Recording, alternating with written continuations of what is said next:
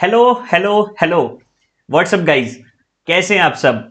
मैं आपका दोस्त मोहित लुंकड़ एक बार फिर से आप सबका स्वागत करता हूं अपने इस यूट्यूब चैनल पे, जिसमें हम सीए फाउंडेशन का जो हमारा सब्जेक्ट है बिजनेस लॉज, उसकी इन डेप्थ सीरीज को आगे कंटिन्यू करेंगे।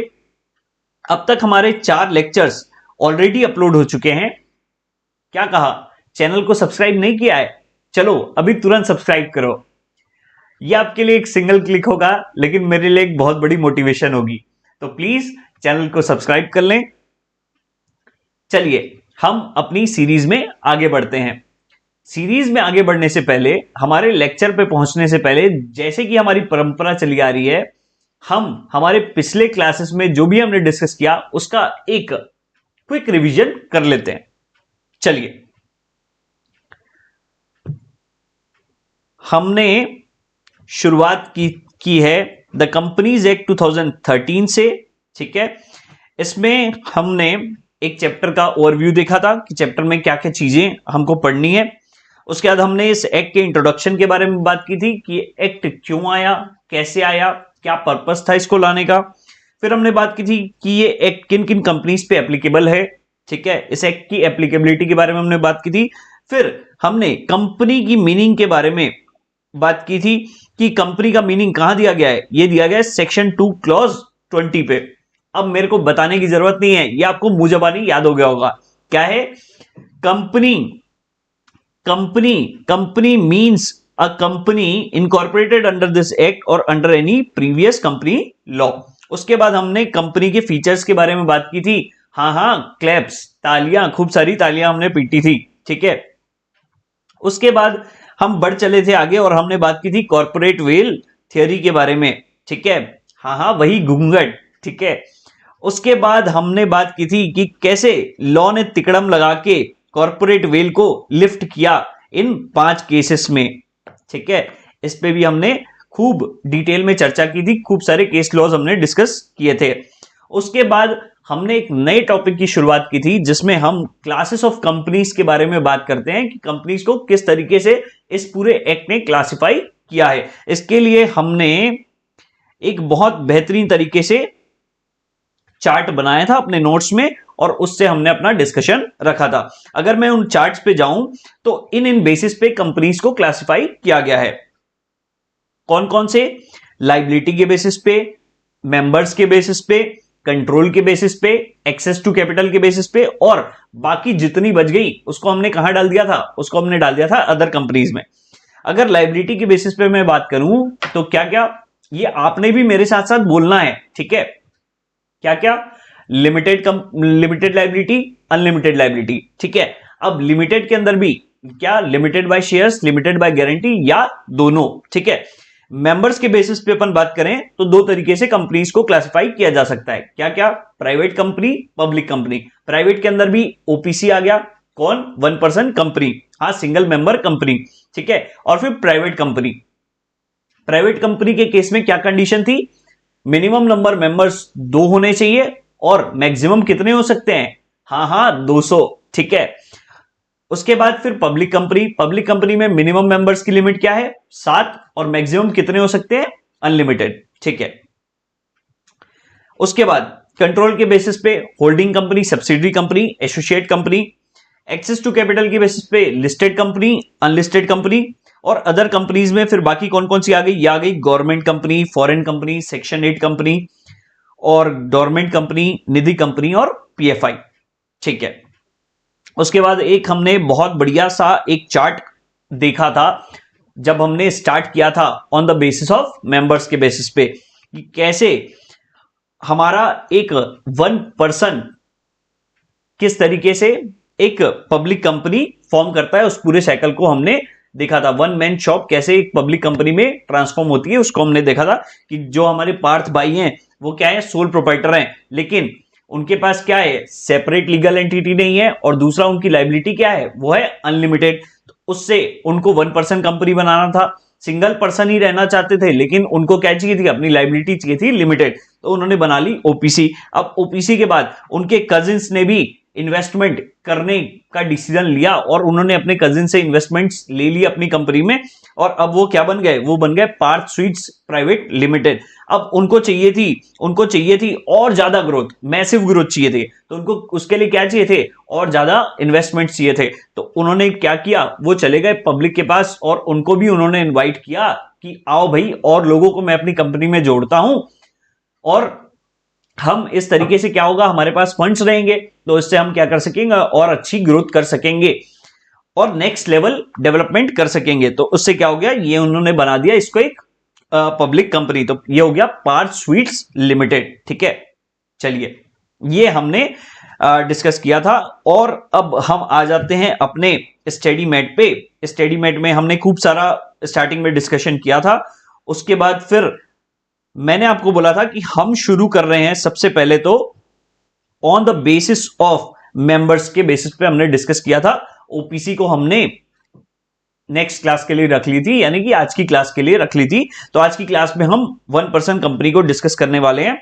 उससे पहले थोड़ा सा हम देख लेते हैं कि हमने प्राइवेट कंपनी में क्या डिस्कस किया था। ठीक है, प्राइवेट कंपनी किस में डिफाइंड है, वो डिफाइंड है सेक्शन 2 क्लॉज 68 में। ठीक है, ये कहता है private company means a company having a minimum paid up share capital, जिसको हमने बाद में देखा था कि कोई minimum paid up share capital की अभी रिक्वायरमेंट बताई गई नहीं है एक्ट के द्वारा। ठीक है, एज में भी प्रिस्क्राइब उन्होंने लिखा था, लेकिन ऐसा कुछ अभी प्रिस्क्राइब नहीं है। ठीक है, and which bytes articles.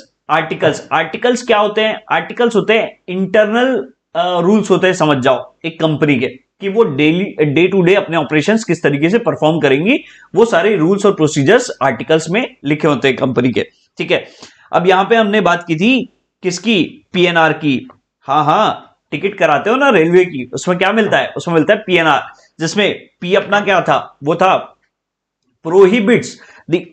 prohibits any invitation to the public to subscribe for any of its securities of the company। एन से अपना क्या आ गया था, एन से आ गए थे limits the number of its members to कितने, 200 except in case of OPC, क्योंकि उसमें तो कौन हो सकता है, एक हो सकता है और एक ही हो सकता है। ठीक है, और or restricts the right to transfer its shares. ठीक है, अब उसमें भी जो अपना नंबर ऑफ मेंबर्स की जो लिमिट थी 200 की, उसमें भी हमने दो इंटरेस्टिंग प्रोविजंस को डिस्कस किया था। सबसे पहले तो क्या कि अगर ज्वाइंट शेयर होल्डर्स हैं, ठीक है, उस केस में उनको हम इस 200 की काउंटिंग के लिए सिंगल मेंबर ही कंसीडर करेंगे।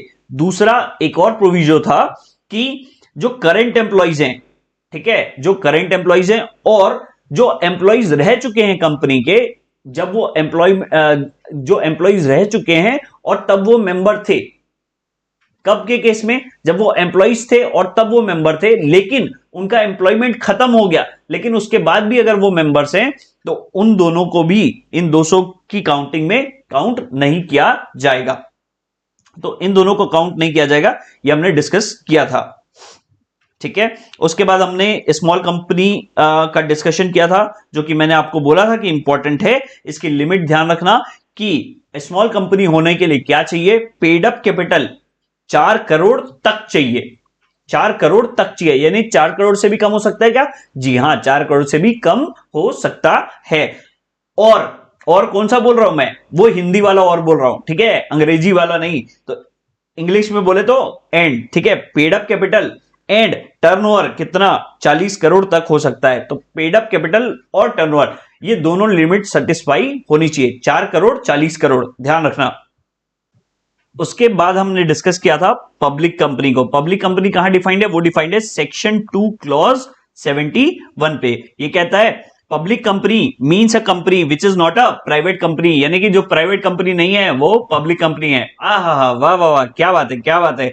And has a minimum paid up share capital as may be prescribe, और प्रिस्क्राइब कहां होता है, रूल्स में प्रिस्क्राइब होता है, लेकिन आगे इन्होंने लिख दिया कि no minimum paid up capital requirement, तो टेंशन लेने वाली कोई बात नहीं है। ठीक है, लेकिन यहां आ गया था इंपॉर्टेंट पॉइंट, इसको मैं आपको डायरेक्टली समझाऊं तो ये कहना चाहता है भाई साहब कि अगर कोई कंपनी अपने आर्टिकल्स में, आर्टिकल्स क्या होते हैं, आर्टिकल्स होते हैं कंपनी के इंटरनल रूल्स और प्रोसीजर्स, जो कंपनी डे टू डे अपना ऑपरेशन किस तरीके से परफॉर्म करेगी। ठीक है, तो अगर कोई कंपनी अपने आर्टिकल्स में अपने आप को प्राइवेट कंपनी बता रही है, लेकिन कंडीशन ये है कि वो किसी पब्लिक कंपनी की सब्सिडरी कंपनी है, तो इस पर्टिकुलर केस में उसको भी क्या मान लेंगे, उसको भी हम मान लेंगे पब्लिक कंपनी। तो बस इतनी सी बात तो आपको ध्यान में रखनी थी।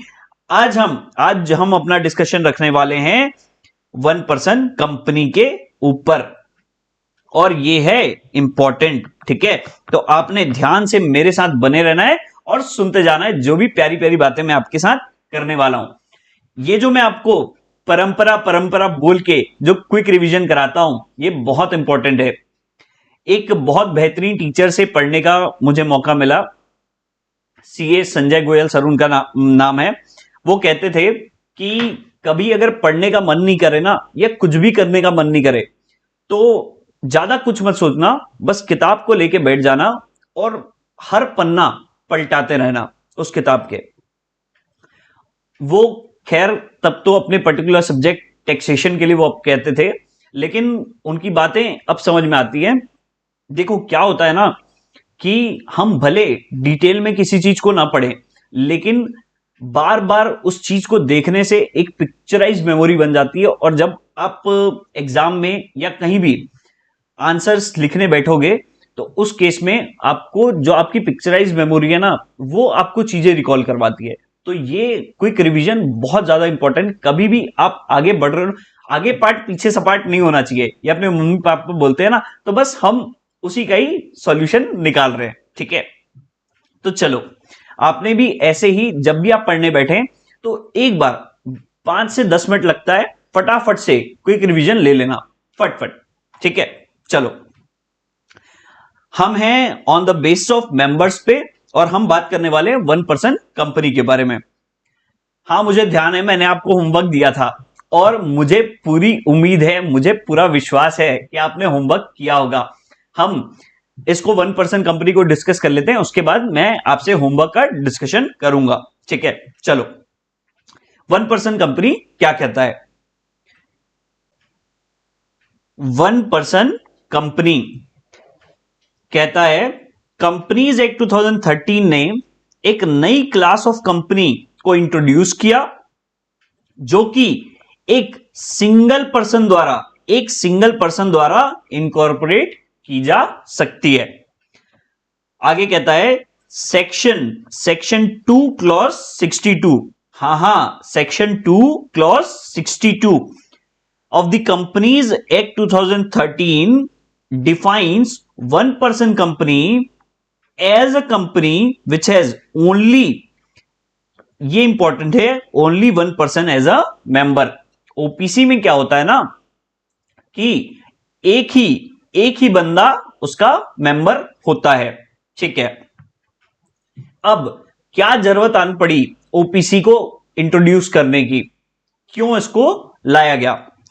1% कंपनी है, 1% company has been introduced to encourage entrepreneurship and corporatisation of business. अब देखो, हमारे देश में ना एंटरप्रेन्योरशिप की लहर सी दौड़ पड़ी है। स्टार्टअप का जमाना है। किसका जमाना है? स्टार्टअप का जमाना है। तो जो सोलो एंटरप्रेन्योर्स हैं, उनके लिए इस चीज को इजी करने के लिए, ताकि वो भी अपने बिजनेस को एज अ कॉर्पोरेट स्ट्रक्चर, एक कॉर्पोरेट स्ट्रक्चर के फॉर्म में ग्रो कर सकें और ऑपरेट कर सकें, इस चीज को इजी बनाने के लिए ओपीसी को इंट्रोड्यूस किया गया, और उनको वो सारी बेनिफिट्स और वो सारा लीगल प्रोटेक्शन, जो कि एक सेपरेट लीगल एंटिटी और लिमिटेड लाइबिलिटी का जो प्रोटेक्शन है, जो बड़ी बड़ी कंपनियां जो इंजॉय करती हैं, वो सोलो एंटरप्रेन्योर्स भी इंजॉय कर सकें, इसके लिए ओपीसी को इंट्रोड्यूस किया गया। OPC differs from sole proprietary concern in an aspect that OPC is a separate legal entity। Solo entrepreneurship और ओपीसी में एक बहुत बड़ा अंतर जो आ जाता है वो आ जाता है ये कि ओपीसी में क्या है, ओपीसी में है सेपरेट लीगल एंटिटी। हाँ, कंपनी का वही वाला फीचर, क्लैप्स में जो एस आता है ना, वो फीचर वो कौन एंजॉय करती है? वो तो सिर्फ एक company form of business organisation ही एंजॉय करती है। तो वही चीज किस में आ जाएगी? वो आ जाएगी ओपीसी में। ठीक है, विथ लिमिटेड लाइबिलिटी, ठीक है, of the member. Whereas, अब ये सोल प्रोप्राइटरी में क्या होता है? Whereas in case of sole proprietary the liability, sole proprietary के केस में जो लाइबिलिटी है ओनर की वो रेस्ट्रिक्टेड नहीं होती है, और वो किस पे एक्सटेंड हो जाती है? वो एक्सटेंड हो जाती है ओनर की एंटायर एसेट्स पे, यत्र तत्र सर्वत्र पे।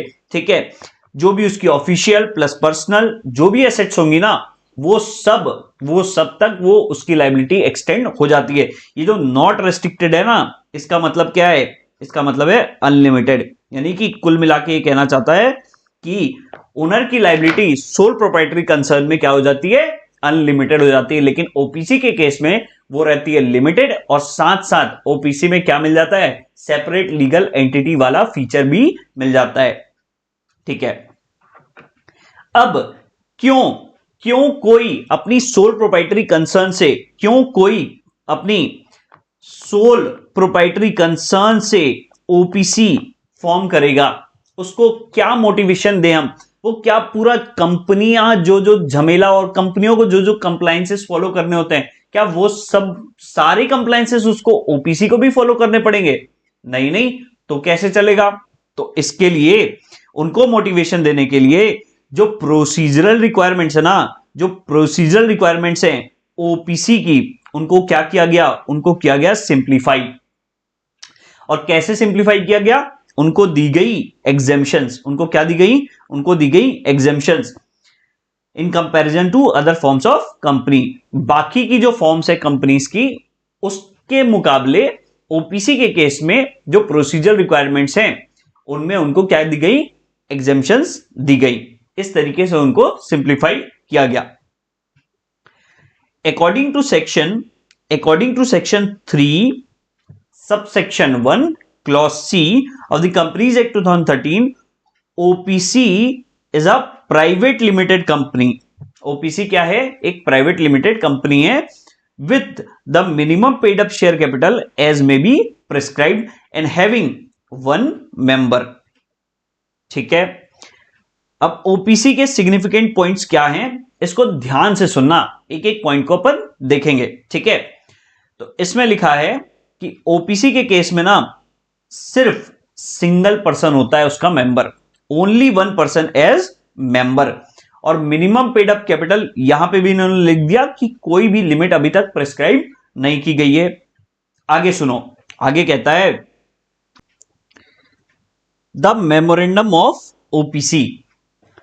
अब मेमोरेंडम को आप इस नजरिए से समझो कि मेमोरेंडम में कंपनी का नाम क्या है, कंपनी क्या क्या चीजें कर सकती है, क्या क्या चीजें नहीं कर सकती, तो उन सब चीजों के बारे में कंपनी के मेमोरेंडम में लिखा होता है। तो मेमोरेंडम बेसिकली क्या होता है ना, वो कंपनी की आइडेंटिटी बताता है।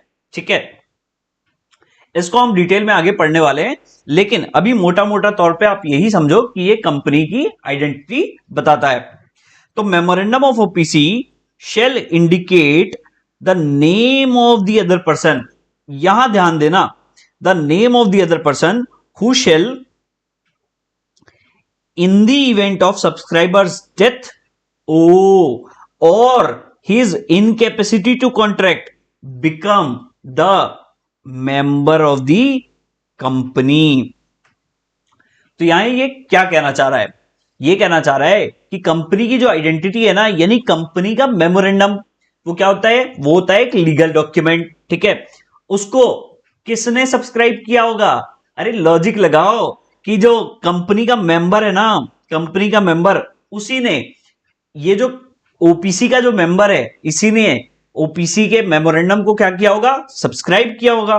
ठीक है, तो अगर खुदा ना खास्ता इन भाई साहब को कुछ हो जाता है, यानी कि ये अगर टपक जाते हैं या इनका स्क्रू ढीला हो जाता है, यानी कि ये इनकेपेबल हो जाते हैं कॉन्ट्रैक्ट करने के लिए। अब वो किन किन रीजन से हो सकता है? इंसैनिटी की वजह से हो सकता है, या कुछ भी और रीजन से, यानी कि उनके डेथ के केस में और उनकी इनकेपेसिटी टू कॉन्ट्रैक्ट के केस में, अगर इन दो इवेंट्स में कुछ भी उनको हो जाता है तो उस केस में वो जो अगला बंदा है ना, उसका नाम मेमोरेंडम में लिखा होना चाहिए। तो तब से क्या हो जाएगा, तब से फिर आगे वो मेंबर बन जाएगा ओपीसी के लिए। तो इसको हम क्या बोल सकते हैं? The name of other person, यानी कि ये कौन है? ये है नॉमिनी ऑफ ओपीसी। ठीक है, तो ये लिखा गया है। तो मेमोरेंडम में उस पर्टिकुलर बंदे का नाम लिखा होना चाहिए, जो कि अगर सब्सक्राइबर की डेथ होती है या सब्सक्राइबर इनकेपेबल टू कॉन्ट्रैक्ट हो जाता है तो वो क्या हो जाएगा? वो बन जाएगा उस पर्टिकुलर ओपीसी का मेंबर। ठीक है, और आगे लिखता है कि द अदर पर्सन, यानी कि कौन? यानी कि यही अपना nominee. The other person whose name is given in the memorandum shall give his prior written consent। उसको क्या देना पड़ेगा? वो ऐसे ही नॉमिनी नहीं बनेगा, उसको अपना प्रायर रिटर्न कंसेंट देना पड़ेगा। नॉमिनी बनने से पहले अपना रिटर्न कंसेंट देना पड़ेगा। ठीक है, यहां पे जो वर्ड लिखा है प्रायर, यानी कि नॉमिनी बनने से पहले। ठीक है, in the prescribe form and the same shall be filed with registrar of companies at the time of incorporation of the company along with its e-memorandum and e-articles। ठीक है, आजकल इलेक्ट्रॉनिक जमाना है तो क्या हो गया? ई-मेमोरेंडम और ई-आर्टिकल्स। ठीक है, तो यहां पे क्या लिखा है? यहां पे लिखा है कि जो नॉमिनी है ना, नॉमिनी को अपना प्रायर रिटर्न कंसेंट देना पड़ेगा प्रिस्क्राइब फॉर्म में, और वही सेम किसके पास? आरओसी के पास, यानी कि अपने रजिस्ट्रार ऑफ कंपनीज के पास फाइल हो जाना चाहिए एट द टाइम ऑफ इन। ये सब चीजें कब होंगी? ये सब चीजें इनकॉर्पोरेशन के टाइम ही होंगी। ठीक है, at the time of incorporation of the company along with its E memorandum and E articles. ठीक है, और such other person may be given the right to withdraw his consent। अब ऐसा नहीं कि उसने कंसेंट दे दिया तो वो क्या हो गया? उस पर कोई बंधन लग गया, वो जब भी चाहे अपना कंसेंट जो है वो विड्रॉ कर सकता है कि भैया अब से ना मेरे को इस ओपीसी का नॉमिनी नहीं रहना। तो वो क्या कर सकता है? वो जब चाहे अपना कंसेंट विड्रॉ कर सकता है, ऐसा उसको ऑप्शन दिया जा सकता है। The member of the OPC में, अब नॉमिनी को तो ऑप्शन दे दिया गया, लेकिन क्या जो मेंबर है जिसने नॉमिनी रखा है, क्या उसके पास भी ऑप्शन है कि वो अपना नॉमिनी चेंज कर सकता है? जी हां, उसके पास भी ऑप्शन है कि वो अपना नॉमिनी चेंज कर सकता है। कैसे? The member of the OPC may at any time change the name of such other person by giving notice. अब वो कैसे चेंज करेगा? वो कंपनी को क्या करेगा? वो कंपनी को नोटिस देगा, कभी भी नोटिस दे सकता है, and the company shall intimate the same to the registrar.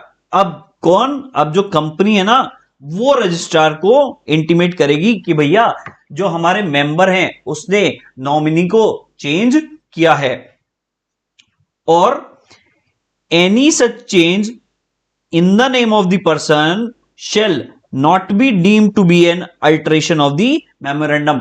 और इस पर्टिकुलर चेंज को अगर मेंबर नॉमिनी को चेंज करता है, अगर मेंबर नॉमिनी को चेंज करता है तो इसको अल्टरेशन ऑफ मेमोरेंडम नहीं माना जाएगा, कि कंपनी का जो मेमोरेंडम है ना उसको अल्टर किया गया, ऐसा नहीं माना जाएगा।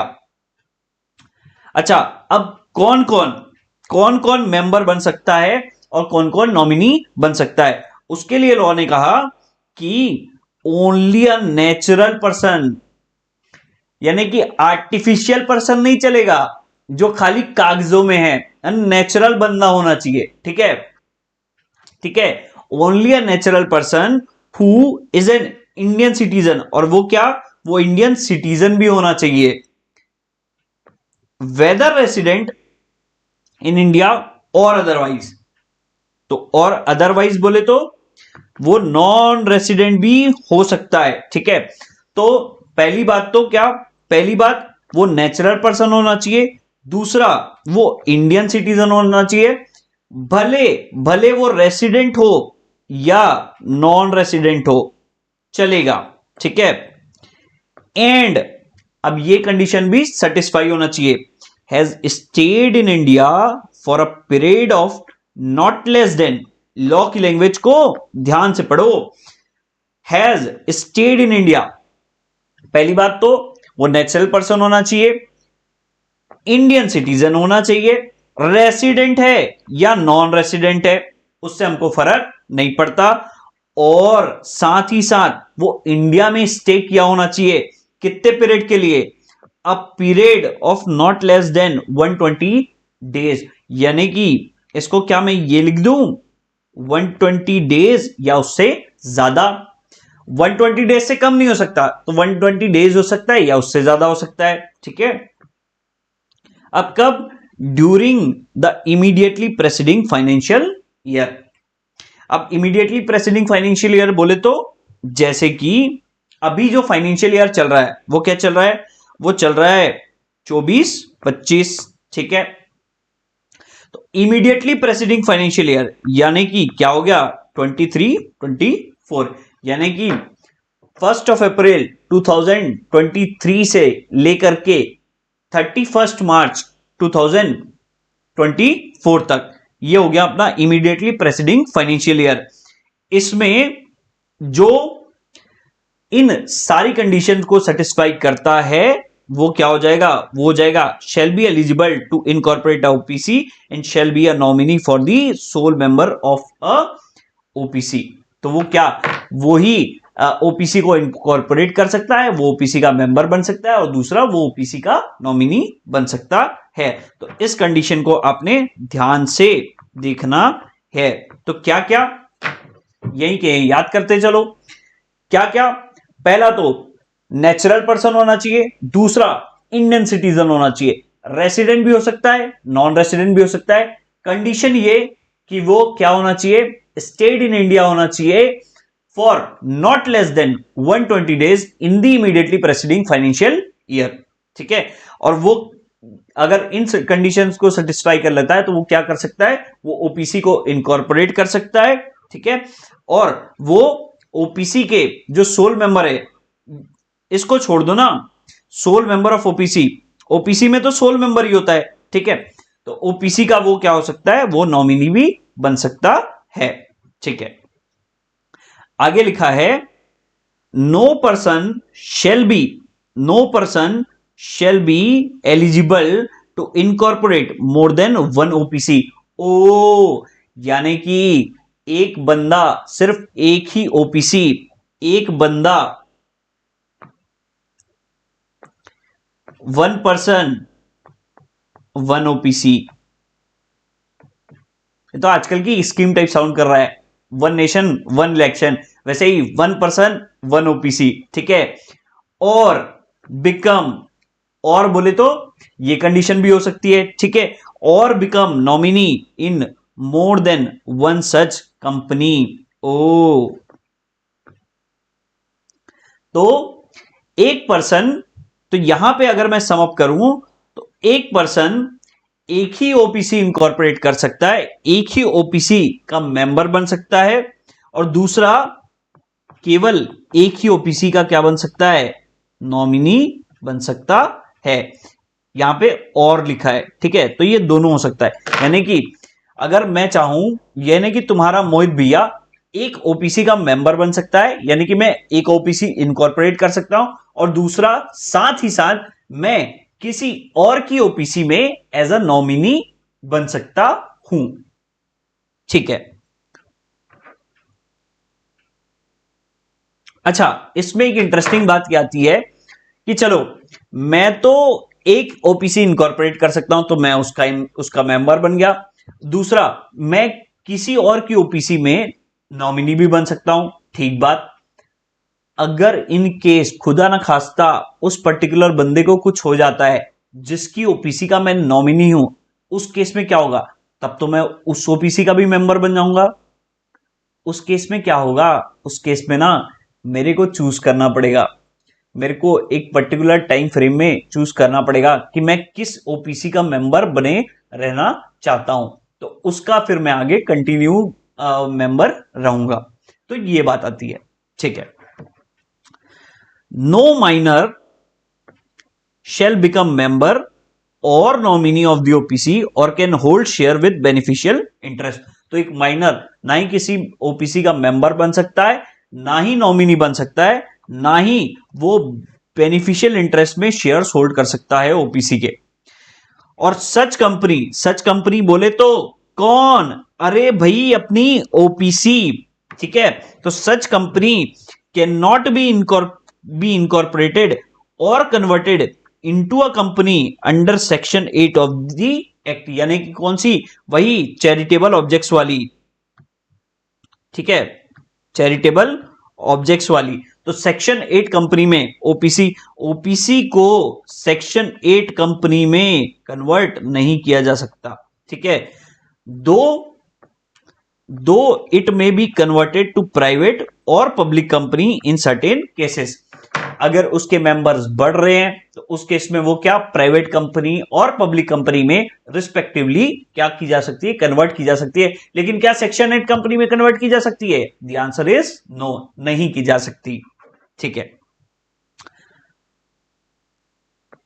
तो कैन नॉट बी इनकॉर्पोरेटेड और converted into a company under section 8 of the act. और सच कंपनी कौन सी, OPC can not carry out non banking financial investment activities including investment in securities of any body corporate.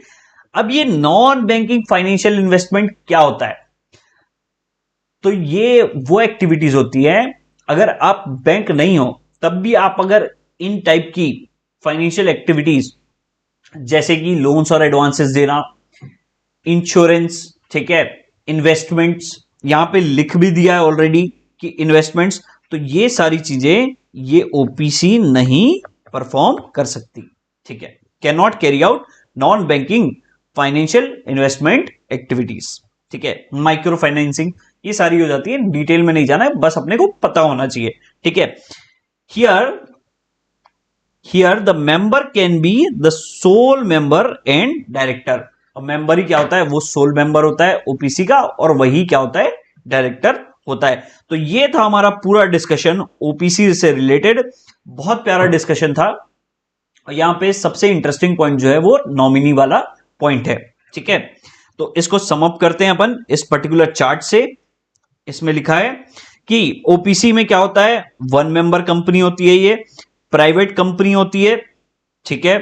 और इसको क्यों बनाया गया, इसको क्यों इंट्रोड्यूस किया गया, to encourage entrepreneurship and corporatisation of business. और प्रोसीजर रिक्वायरमेंट्स को सिंप्लीफाई किया गया थ्रू एग्जेम्पशंस, कुछ एग्जेम्पशंस दी गई ओपीसी को जो कि बाकी फॉर्म्स ऑफ कंपनीज में नहीं दी गई हैं, तो वो ओपीसी को दी गई और सेपरेट लीगल एंटिटीज में आ जाती है, प्लस इसके साथ साथ लिमिटेड लाइबिलिटी आ जाती है। तो इन दो रीजन से ये क्या हो जाता है, ये sole proprietary form of business organisation से डिफरेंट हो जाता है। तो ये था हमारा पूरा डिस्कशन ओपीसी से रिलेटेड। प्यारे प्यारे दोस्तों, चलो मैंने आपको दिया था होमवर्क, और मैं पूरी उम्मीद करता हूं कि सारे सारे प्यारे प्यारे दोस्तों ने उस होमवर्क को किया होगा, ऐसी मैं उम्मीद करता हूं। ये रहा अपना टेलीग्राम चैनल, इसमें मैंने आपको ये क्वेश्चन चैलेंज शेयर किया हुआ था। ये आपका एमटीपी अप्रैल 2023 का एक बहुत बढ़िया क्वेश्चन है, ठीक है। आप इस टेलीग्राम चैनल को भी ज्वाइन कर सकते हो, इसकी लिंक यहां पे भी बॉटम में दी गई है। क्लासेस के रिगार्डिंग जो भी अपडेट्स हैं या जो भी डॉक्यूमेंट्स मुझे आपको शेयर करना होगा, वो मैं आपसे इसी टेलीग्राम चैनल के थ्रू शेयर करूंगा, तो आप इसको भी ज्वाइन कर सकते हैं, ठीक है। चलिए अपन आ जाते हैं अपने होमवर्क पे। चलो क्वेश्चन कहता है, साथ साथ पढ़िएगा मेरे साथ। Aqua limited was registered as a public company. Aqua limited एक पब्लिक कंपनी के नाम से रजिस्टर्ड थी। देयर आर 230 मेंबर्स, ठीक है, in the company as noted below. और ऐसे ऐसे कंपनी के 230 मेंबर्स हैं। कैसे? Directors and their relatives 190, employees 15, ex employees, shares were allotted when they were employees, ठीक है, ये क्या हो गया 10। 5 couples holding shares jointly, joint share holders हैं in the name of husband and wife, कितने 10। 5 कपल हैं, ज्वाइंट शेयर होल्डर्स हैं हस्बैंड एंड वाइफ, ठीक है, तो ऐसे करके 10 मेंबर इधर से हो गए और बाकी के 5 हो गए। कहता है the board of directors of the company proposes to convert it into a private company. ओ, ये जो बोर्ड ऑफ डायरेक्टर्स है ना, ये चाहते हैं कि ये जो एक्वा लिमिटेड है, ये जो एक्वा लिमिटेड है, जो अभी क्या है पब्लिक कंपनी है, इसको ये कन्वर्ट कर दें प्राइवेट कंपनी में, ठीक है। Also advise whether reduction in the number of members is necessary. तो एक बार अपने दिमाग के पुर्जे घुमाओ और याद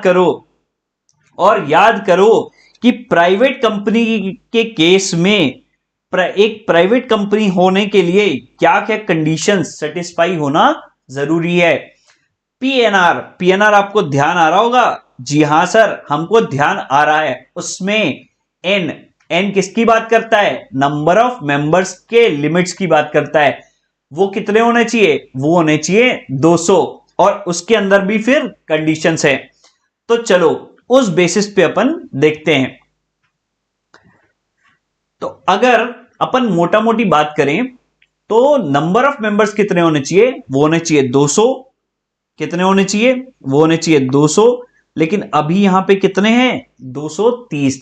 लेकिन हमने प्राइवेट कंपनी के केस में बात की थी कि जब हम ये 200 की काउंटिंग करेंगे ना भैया, जब हम ये 200 की काउंटिंग करेंगे ना, तो कुछ कुछ लोगों को उस 200 की काउंटिंग में इंक्लूड नहीं करेंगे। पहला तो जॉइंट शेयर होल्डर्स जो हैं उनको हम एक ही सिंगल मेंबर ही काउंट करेंगे।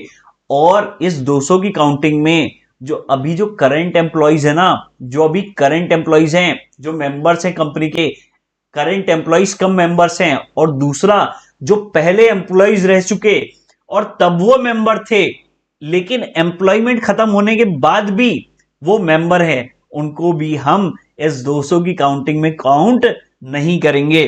तो चलो अब मेरे को बताओ, क्या आपने इस 200 की काउंटिंग के लिए, अब अपन एक बार मोटा मोटी एक काउंटिंग करते हैं कि कितने मेंबर्स बन रहे हैं, ठीक है, उस 200 की काउंटिंग के हिसाब से। तो क्या आपने ये डायरेक्टर और रिलेटिव्स को इंक्लूड किया? हाँ सर, हमने इंक्लूड किया। वेरी गुड, ठीक है। एम्प्लॉइज बोले तो ये क्यों कौन हो गए?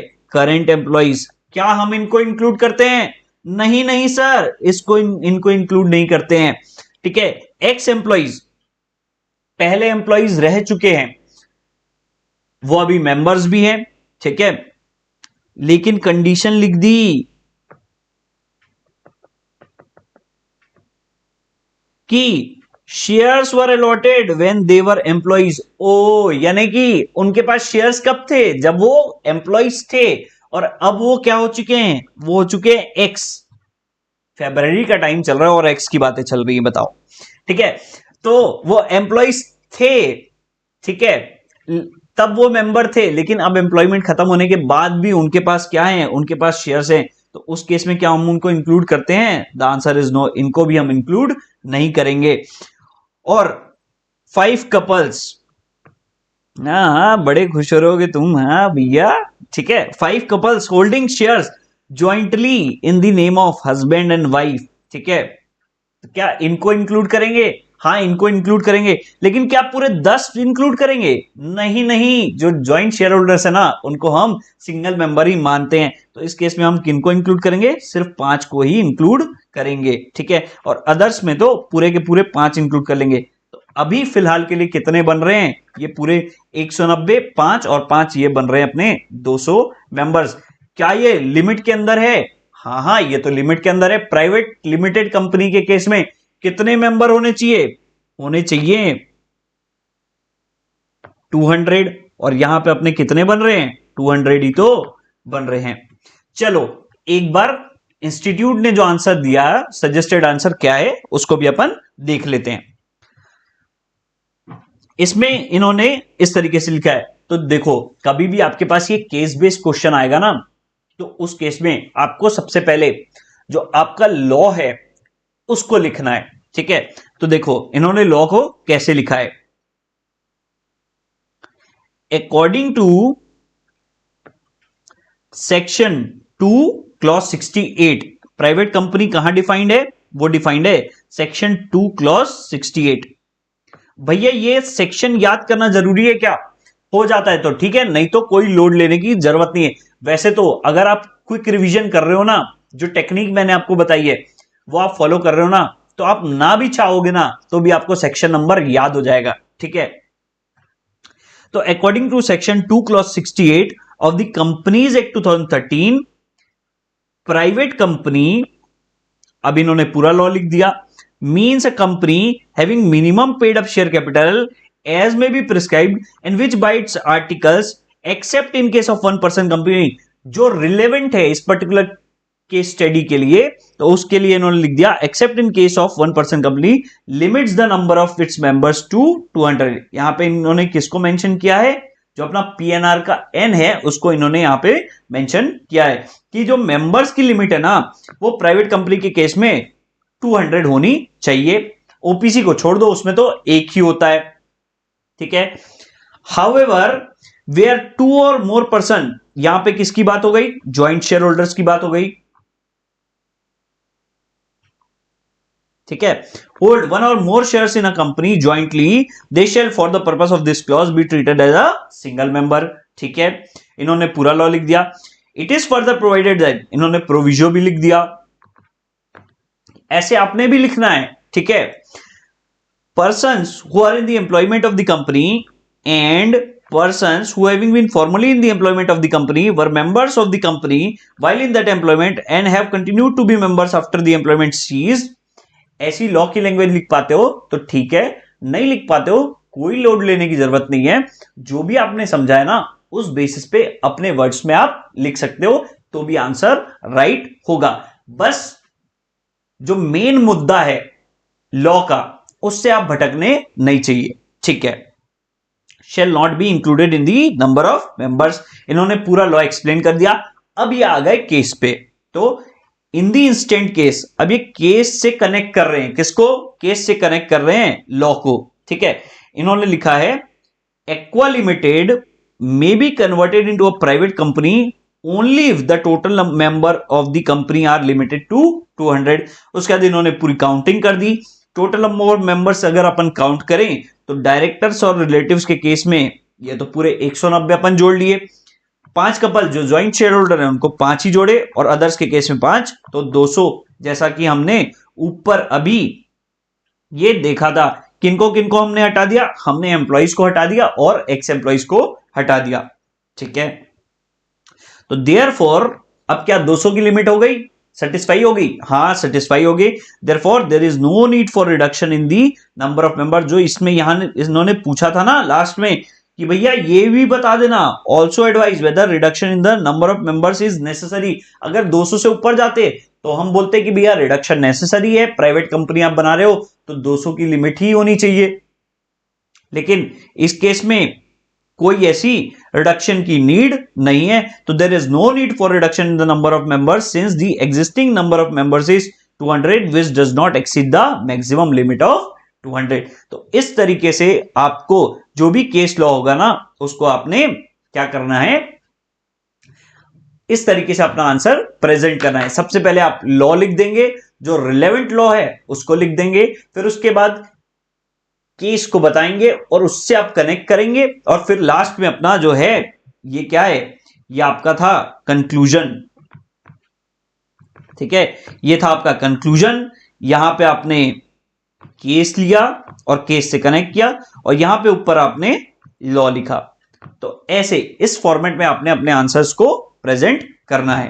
ठीक है, चलो आज की हमारी क्लास यहीं समाप्त होती है, लेकिन लेकिन लेकिन लेकिन थोड़ा सा परेशान करना चाहता हूं मैं आप सबको। तो मैं देना चाहता हूं आपको छोटे छोटे होमवर्क। ठीक है, तो आपने क्या क्या होमवर्क करना है, आपने मल्टीपल चॉइस का आपको क्वेश्चन नंबर 1 आपने कर लेना है। ठीक है, क्वेश्चन नंबर 4 आपने कर लेना है। ये सारे होमवर्क आप नोट करो, आपने करना है 8 कर लीजिएगा और 9 कर लीजिएगा। ठीक है, ये सारे छोटे छोटे एमसीक्यू हैं, ये आपसे हो जाएंगे। ठीक है, उसके बाद डिस्क्रिप्टिव में आप कर लीजिएगा क्वेश्चन नंबर 5, इसको देख लीजिएगा। ठीक है, और क्वेश्चन नंबर 7 और क्वेश्चन नंबर 8। वैसे पॉसिबल हो तो रिटर्न प्रैक्टिस कीजिएगा, अगर नहीं तो कम से कम 1 या 2 क्वेश्चन तो डिस्क्रिप्टिव के आपको लिख करके प्रैक्टिस करने हैं। ठीक है, जब आप लिखोगे ना तो आपकी हैबिट बनेगी। पढ़ तो कोई भी लेता है, ठीक है, लिखते लिखते आपकी हैबिट बनेगी कैसे लॉ को लिखना है, किस तरीके से आंसर्स को प्रेजेंट करना है, जैसा हमारी इंस्टीट्यूट मांगती है। तो ये आपकी राइटिंग प्रैक्टिस से ही आएगी, और साथ साथ क्वेश्चंस को तो देखना ही देखना है।